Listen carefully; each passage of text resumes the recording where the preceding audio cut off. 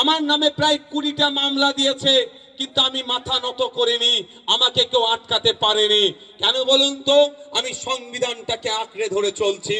তাই আপনাদের অনুরোধ করব, একদিকে বোমগুলি পিস্তল থাকতে পারে, একদিকে গুন্ডা মস্তান থাকতে পারে, একদিকে সমাজ বিরোধীরা থাকতে পারে, আপনি যদি সংবিধানকে শক্ত হাতে ধরে রাখতে পারেন, এই গুন্ডা মস্তান সমাজ বিরোধীরা ধ্বংস হয়ে যাবে, আপনাকে কেউ হিলাতে পারবে না, আপনাকে। তবে আমি আপনাদের কাছে একটা অনুরোধ করব, আপনাদের কাছে। হিংসা দিয়ে হিংসাকে রোধ করা যায় না। কেউ যদি বলে আপনার একটা চোখ তুলে নেব, তার পরিবর্তে যদি আপনি তার চোখ তুলতে চান, তাহলে পৃথিবী একদিন সবাই অন্ধ হয়ে যাবে।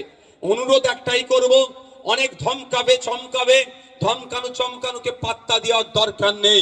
সংবিধানটাকে মজবুত করে ধরুন। আমাকে অনেক আটকাবার চেষ্টা হয়েছে। আমার নামে আমার নামে প্রায় 20টা মামলা দিয়েছে, কিন্তু আমি মাথা নত করিনি, আমাকে কেউ আটকাতে পারেনি। কেন বলুন তো?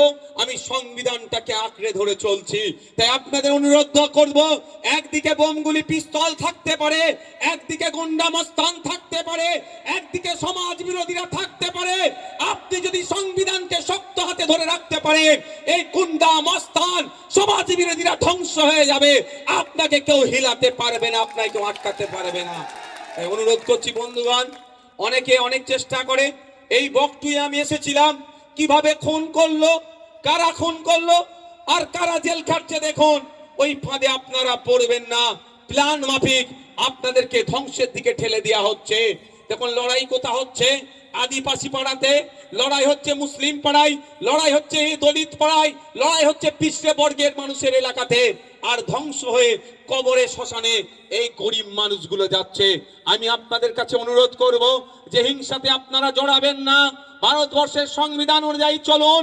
ইলেকশন কমিশন অফ ইন্ডিয়ার আপনারা ওয়েবসাইটে গিয়ে দেখতে পাবেন যে ওখানে 2200 থেকে 2500 রেজিস্টার্ড পলিটিক্যাল পার্টি ভারতবর্ষে আছে।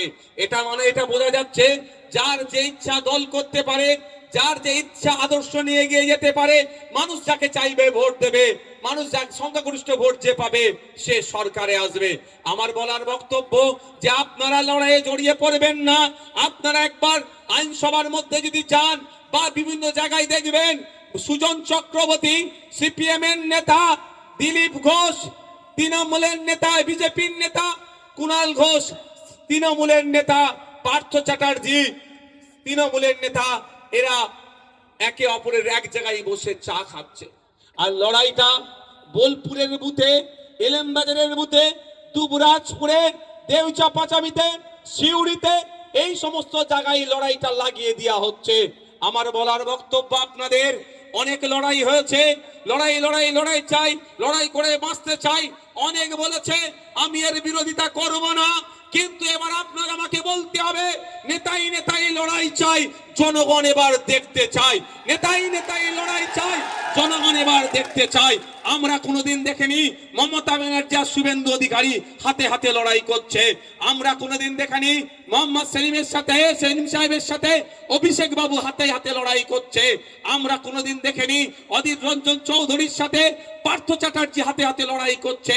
আমরা কোনোদিন দেখিনি এই পার্টির রাজ্য স্তরের লিডাররা নিজেদের মধ্যে লড়াইয়ে জড়িয়ে পড়েছে। আমরা কি দেখেছি? মিডিয়ার মাধ্যমে, মাইকের মাধ্যমে তারা লড়াই করছে। এই লড়াইটা তারা ওই অবস্থায় রাখছে, কিন্তু দিনের শেষে প্রয়োজনে তারা এসি রুমে বসে চা খাচ্ছে, এটা প্রমাণ আছে। আর আমরা বুথের মানুষ, চর্বি আমাদের বেশি।